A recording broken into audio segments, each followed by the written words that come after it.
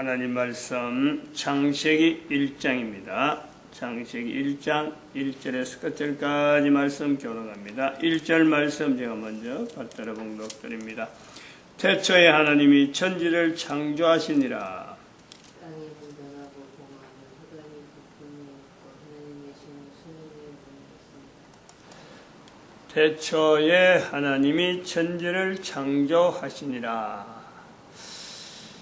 하나님이 천지를 창조하신 이 창조가 이제는 그 소용이 없느냐? 하나님이 태초에 천지를 창조했는데 우리 인간이 그 속에서 살아가는 거죠. 인간을 만드셨다. 태초에 하나님이 인간을 만드셨다. 태초에 하나님이 천지를 창조한 이 창조가 지금은 인간들이 살아가는데 아무런 어떤 연관이 없느냐? 이미 사람들이 만들어졌고 살아가는 틀이 뭐 어느 정도 우리가 사람이 태어나서 어떻게 하고 살고 어떻게 하면 살다가 어떻게 먹고 살고 하는 것이 거의 대부분 사람들에게 일정하게 지금 정해져 있습니다. 틀이 태어나서 공부하고 그리고 직장 다니다가 결혼하고 그리고 또 자식 낳고 죽는 거예요. 이런 내용이 전 세계 모든 사람들에게 거의 공통적으로 각인되어 있는 거죠. 누구든지 태어나면은 학교 가야 된다. 학교 가서 배운다. 학교 가지 않으면은 배우지 않으면은 직장이 없는 거죠. 직장이 없으면은 결혼 자체가 어려운 거고 살림이 어려운 거고 그러면은 내가 다른 사람들하고 같이 살아가는데 분명히 지장이 있을 것 같은 이런 구조가 전 세계 사람들에게 공통적으로 각인되어 있는 거예요. 그럼 이렇게 되어진 사람들이 살아가는 데에 태초에 하나님이 천지를 창조하시니라 이 말씀이 무슨 의미가 있느냐? 성경에 기록된 내용하고 지금 우리가 살아가는 거하고 아무런 연관성이 없는 단순한 기록이다. 이렇게 되어진다면은 이 성경 자체가 일반 사람들하고 관계성 이건 찾아볼 수가 없는 거예요.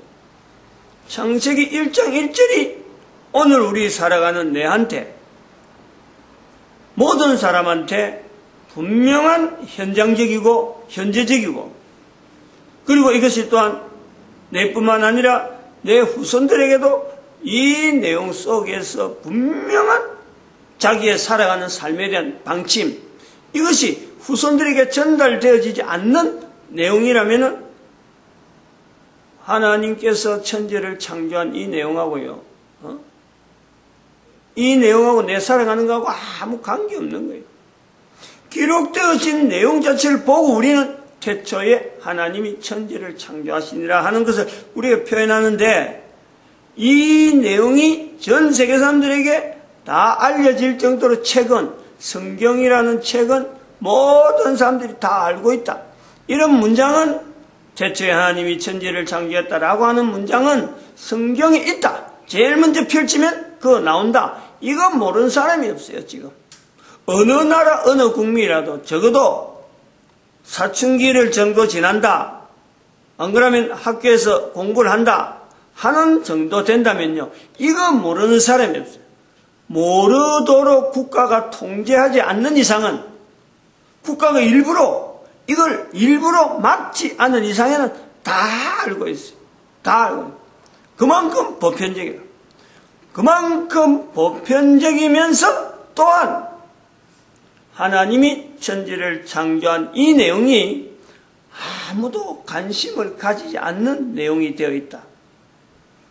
당장에 사는 것에 대해서, 당장에 내가 해야 될 일에 대해서, 당장에 내가 이 땅에 살아있다는 것에 대한 내 반응은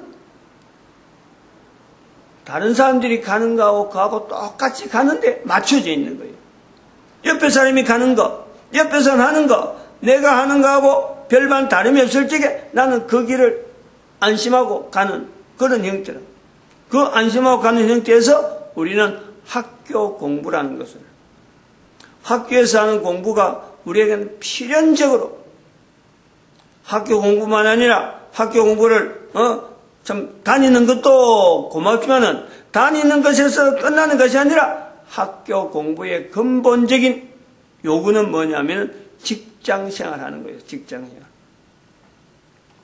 학교 공부와 직장생활. 그래서 국가사회라고 하는 이 사회는 이 내용을 국민들로 하여금 학교 공부를 시켜서 직장생활 하게 함으로 결국은 국가 경쟁력을 확보한다. 이런 구조가 되어 있는 거예요. 학교 공부를 통해서 직장생활 하게 만들면서 국가 경쟁력을 상위권으로 만들어 가는데 국가의 어떤 방향이, 지침이 나오는 거예요. 그러므로 태초에 하나님이 천지를 창조했다는 이 내용 가지고 학교 공부를 삼는다. 이건 아닌 거죠. 직장생활 자체에 국가의 어떤 미래를, 직장 자체를 가지고 미래를 지향하는, 미래를 우리가 추구하는 그런 것이 지금 현재 어느 국가나 어느 사회가 이것을 인정하지 않고 이것을 지향하지 않는 나라가 없습니다. 한때는 교육으로 통해서 교육만 하면은 국민들이 어느 정도 참 어떤 국가 사회가 교육을 하게 되면은 국가 사회가 나아가는 방향에 국민들의 어떤 번영, 국민들의 안녕, 이걸 우리가 염두에 두지만 지금은 교육이 아니에요. 교육을 통해서 국가 사회가 아니고 반드시 거기에는 직장이라는, 다시 말하면 산업이에요. 산업. 교육과 산업, 교육과 문명. 우리가 산업을 또 다른 말로 하는 건 문명으로 이야기하잖아. 문명의 발전, 문화적인 요소에서 어떤 상승된 문명이 나타나기를 바라는 한류라고 하는 이런 요소들은 우리 국민들이, 대한민국 국민들이 전 세계 사람들에게 영향을 미치는 하나의 표현, 한류, 이렇게 하는 거예요. 그럼 그것이 어느 날 갑자기 되어지느냐? 그 한류라는 속에는 바로 직장생활 하는 사람들의 틀이 나오는 거예요. 직장을 어떻게 운영하느냐, 내가 가진 직장에 내가 어떻게 반응하느냐, 이것이 뭉쳐져서 한류가 나오는 거예요.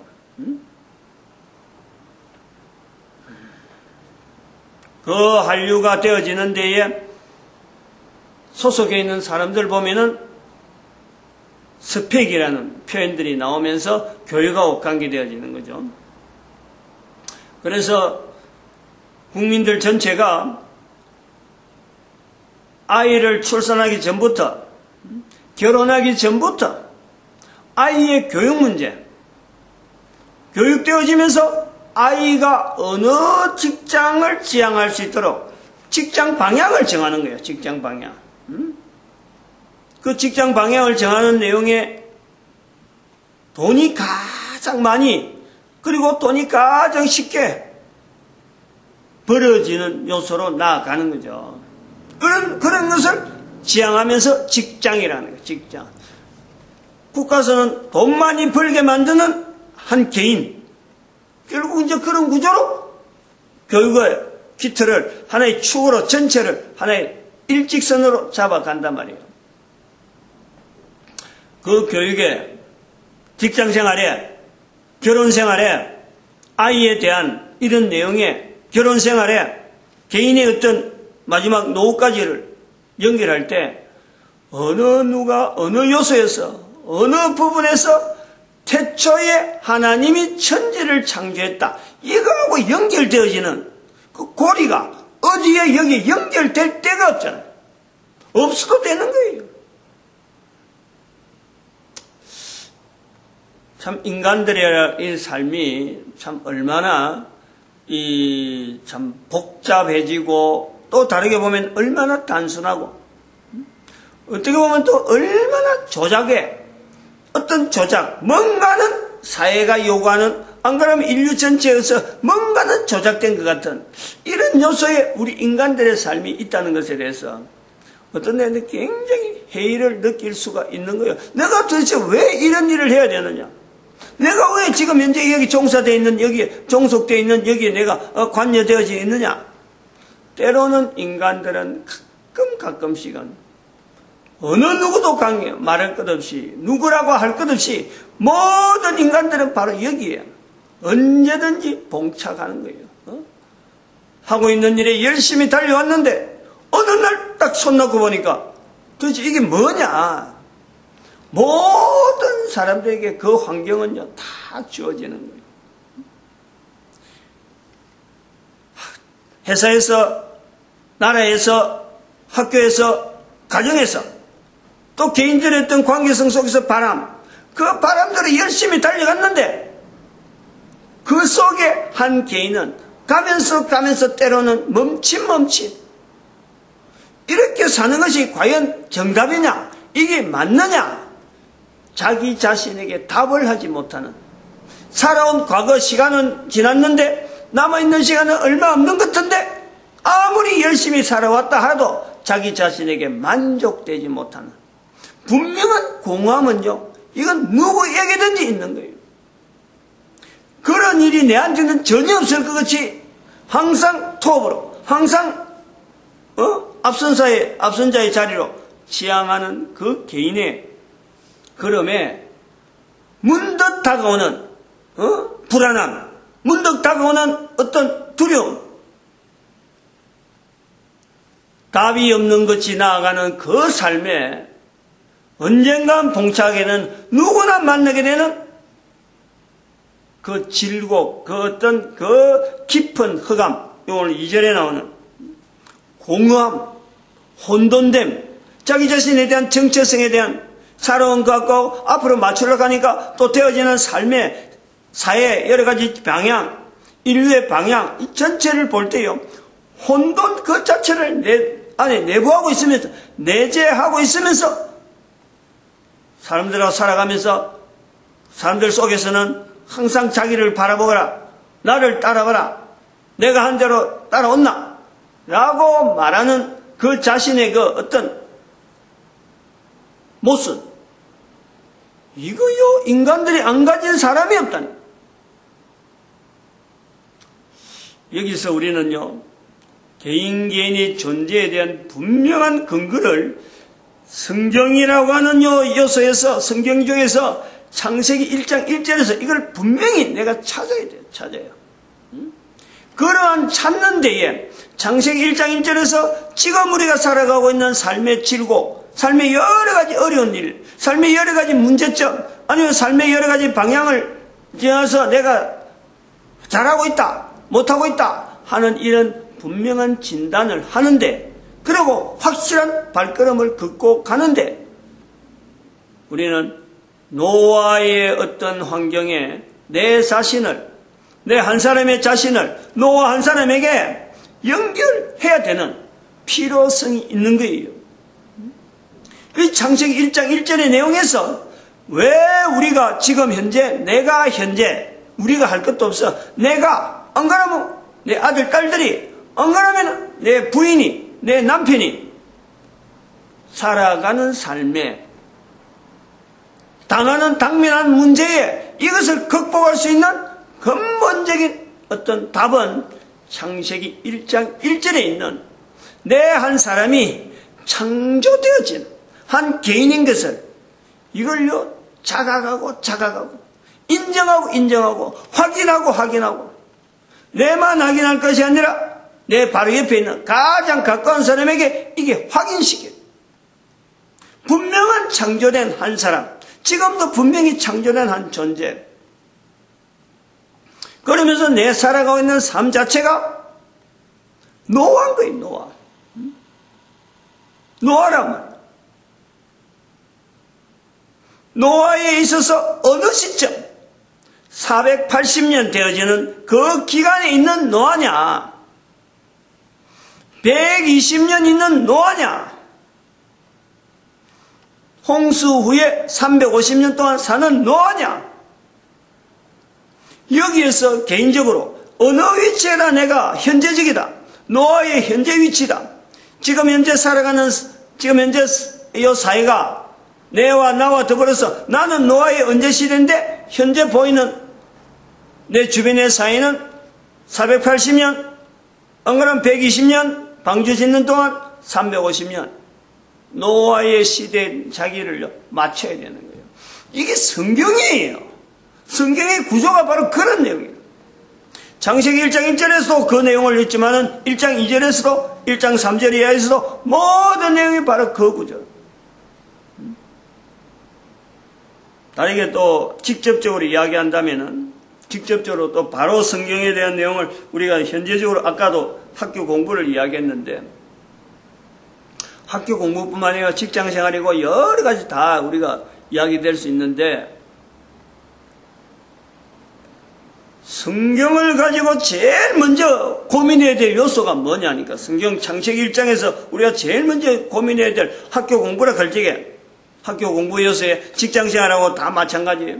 할 때에 도대체 신학교가 도대체 교회에서 말하는 이 어떤 교회에서 일반적으로 이야기하는 어떤 목사, 장로 신학교가 필요한가?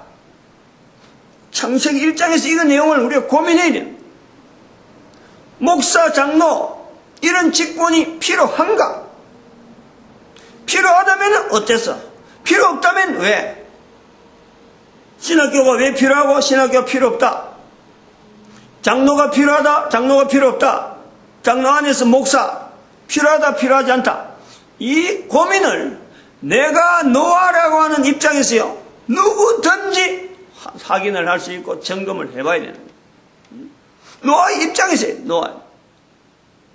이래 한 사람이 노아라는 거예요. 마찬가지로 교회 안에서도 그렇다면은 교회 밖에서도 마찬가지예요. 국가에서 교육 제도를 해서 여러 가지 직장 생활이 가능하도록 연결되어 있는 이 고리, 이 속에서 내가 직장 생활을 해야 되고 이 속에서 내가 공부를 해야 되느냐? 노아라면은 어떻게 할 거냐? 480년의 기간은 어떤 기간이며 120년 도대체 어떤 내용이 있느냐? 350년은 어떤 의미가 있느냐?